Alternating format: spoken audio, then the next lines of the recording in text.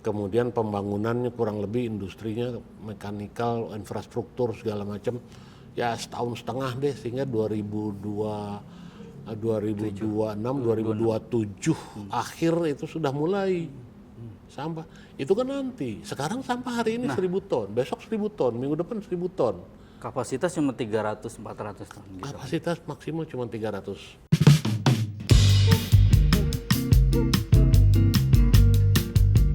Assalamualaikum warahmatullahi wabarakatuh. Halo Sobat WK dan Sobat Tribun Tangerang dimanapun berada. Jumpa lagi dengan saya Eko Priyono, manajer peliputan di Tribun Network. Kali ini spesial, kita berada di rumah dinas Pak Wali Kota Tangerang Selatan, Pak Haji Benyamin Daphni. Apa kabar Pak? Alhamdulillah baik. Baik ya Pak.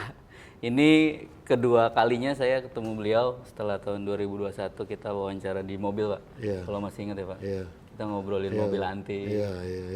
buku sejarah Nabi Iya, Muhammad. Iya. Ini Pak, ini periode kedua Bapak kepemimpinan sebagai wali kota ya. Iya, betul. Nah, setelah dilantik kemarin ada retreat. Nah, sepulang dari retreat itu menurut Bapak apa sih persoalan mendesak yang perlu diselesaikan di Kota Tangerang Selatan ini, Pak? Wah, seru tuh. Habis retreat itu kan kita salah satu materi pembekalan retreat soal efisiensi kan Perpres 1 2025 kan.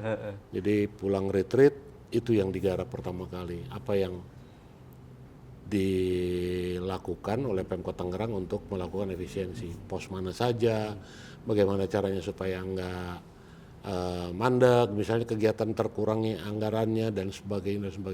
Itu rapat berkali-kali saya dengan TAPD dengan dinas, saya dengan dinas dan lain sebagainya. Ya akhirnya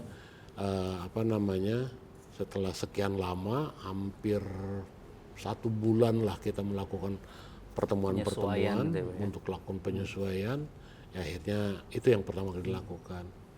Yang kedua tentunya yang saya lakukan adalah memeriksa sejauh mana APBD 2025 ini kan saya dilantik 20 Februari kan sama Presiden pada waktu itu. Jadi sejauh mana APBD 2025 ini siap untuk pelaksanaan, karena seperti biasa setelah APBD disahkan pada bulan Desember. Kemudian persiapan untuk DPA, kemudian pengajuan untuk pengguna anggarannya, pengelola anggaran di setiap OPD ya. Itu saya kejar supaya kita bisa mulai kegiatan itu di triwulan pertama tahun 2025 pada waktu itu. Saya kejar teman-teman, kita adakan pertemuan dengan arahan-arahan tertentu, tapi terlebih dahulu kan kita bahas dulu surat edaran wali kotanya tentang penyusunan DPA. Jadi itu yang dilakukan. Sambil saya melanjutkan persiapan penanganan pengelolaan sampah berbasiskan listrik itu, PSEL pada waktu itu, karena sudah berjalan sekian lama. Jadi itu yang kita lakukan pertama pada waktu itu. Sambil saya menegaskan lagi pada teman-teman, ini jabatan terakhir saya ingin banyak meninggalkan legacy lah buat masyarakat Tangerang Selatan. Kira-kira seperti itulah. Nah, soal sampah kan ini Wah, seru ya Pak. Itu. Area yang luar ada tuh itu nggak cukup gitu, sedangkan sampah yang masuk melebihi kapasitas gitu. Iya, betul. Nah, kemarin udah ada pemenang tender dan akan berubah menjadi listrik. Nah, selain itu atau apakah itu sudah cukup di situ atau perlu mengedukasi keluarganya nih Pak? Karena kan nggak bisa, itu kan balik ya ke perilaku masyarakat kan harus dipisahkan gitu, sampah plastik, sampah dan lain. Menurut Pak Wali gimana? Ya memang persoalan sampah ini persoalan yang tidak sederhana ya. Mungkin buat sebagian pandangan masyarakat udah tinggal buang sampah. Tapi di kita karena yang diamanati untuk pengelola sampah ini ya dari hulu dan ke hilir itu harus ditangani secara tuntas.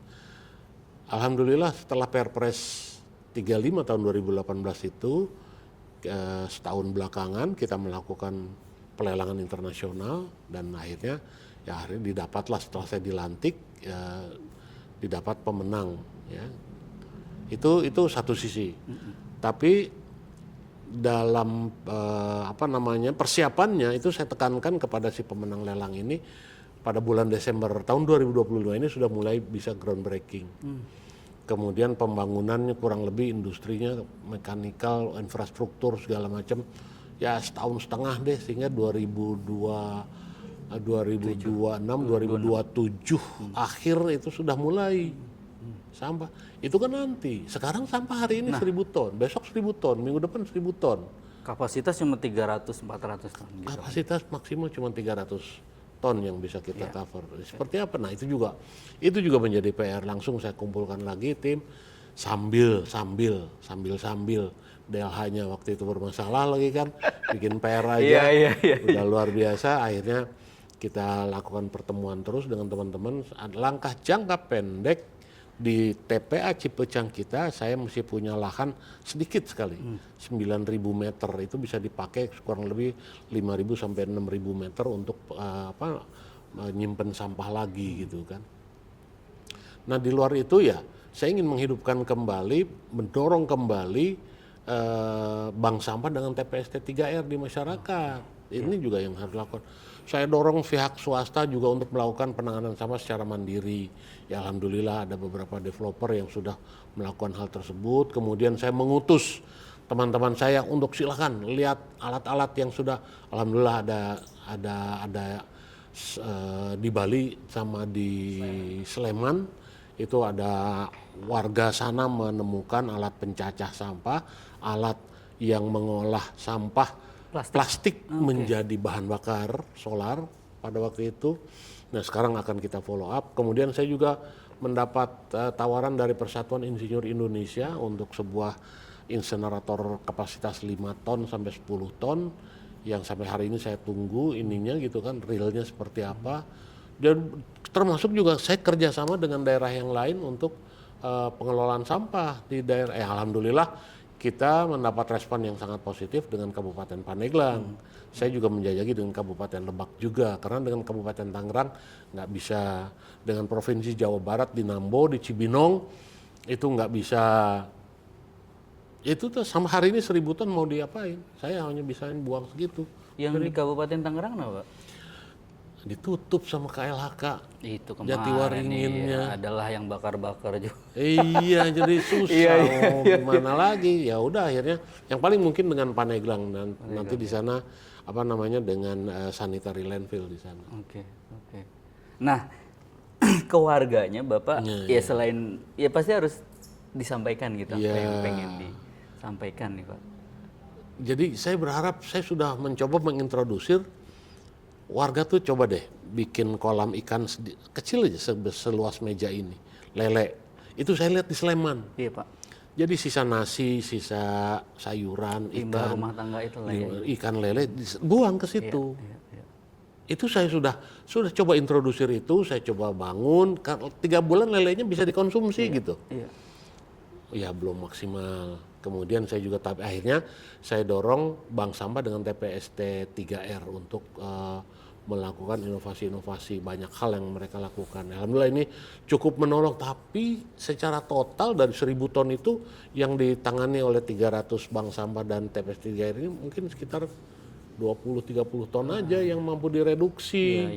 Itu juga tidak seluruh jenis sampah kan, sampah-sampah tertentu aja yang bisa di recycle kembali. Jadi ya memang satu-satunya cara memang penggunaan teknologi memang maksimal, baru bisa tuntas penanganan sampah di Tangsel.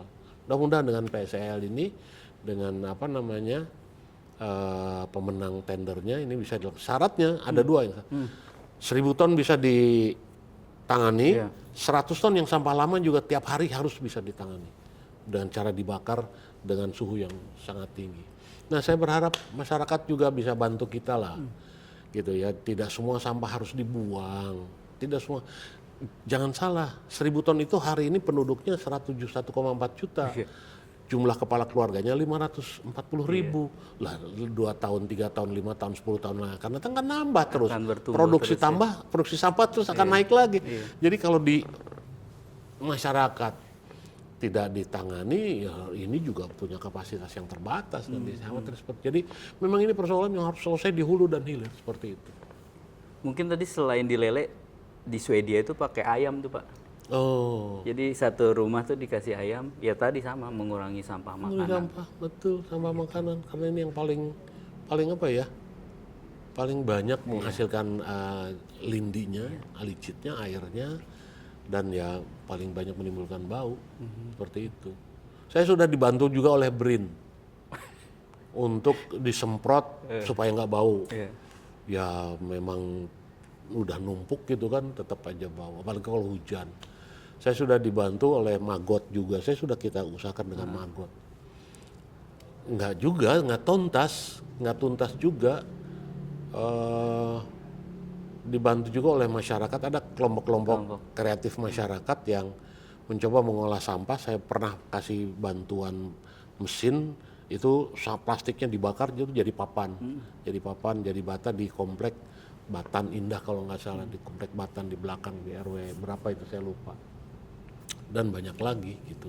Tapi nggak masif ya, maksudnya mengurangi. Tidak masif mengurangi. Sekian ratus bank sampah dan TWS3R itu tadi hanya bisa mereduksi kecil sekali. Dan sementara TPA kita ya udah lahannya terbatas, sekarang itu kan sudah hadir sejak sebelum Tangerang Selatan itu ada gitu kan. Jadi satu-satunya jalan teknologi canggih. Alhamdulillah nih, Tangsel dari 12 kota yang masuk di dalam Perpres 35 tadi, kita sudah bisa insenerator. Bukan RDF ya, saya tidak RDF karena RDF banyak menimbulkan ekses katanya, dan kapasitasnya hanya kecil saja. Tapi ini saya ingin 1.000 ton tiap hari bisa dibakar seperti itu. Mudah-mudahan ini bisa Berarti selesai. sembari menunggu, masyarakat diharapkan kesadarannya gitu. Kesadarannya meningkat untuk ya sampah jangan semuanya dibuang lah. Bisa dikasih ayam kasih apa di rumah kayak gitu ya. Seperti begitu. Bikin banyak yang sudah kita lakukan di ember, bukan hidroponik ya, jadi ember lele, terus di atasnya tanaman cabai, tanaman pokcai dan sebagainya, itu juga sudah dilakukan oleh kita. Tapi memang lagi-lagi ini persoalan bersama.